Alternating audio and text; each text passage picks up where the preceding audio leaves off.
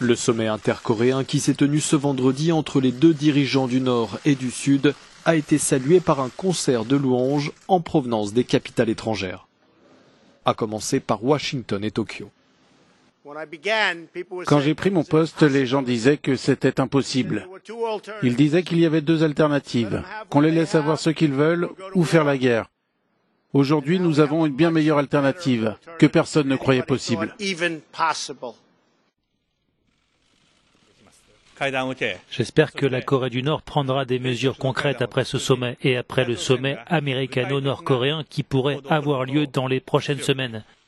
J'espère que le Japon, les États-Unis et la Corée du Sud travailleront en étroite collaboration pour résoudre les problèmes liés au nucléaire et aux missiles nord-coréens.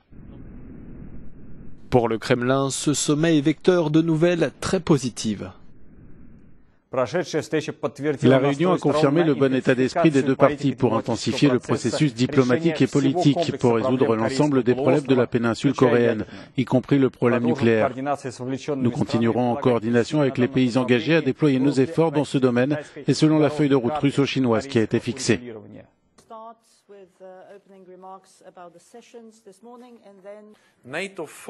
L'OTAN soutient pleinement une solution politique aux tensions dans la région. J'ai vu par moi-même à quel point ces tensions sont profondes lors de ma récente visite en Corée du Sud et dans la zone démilitarisée.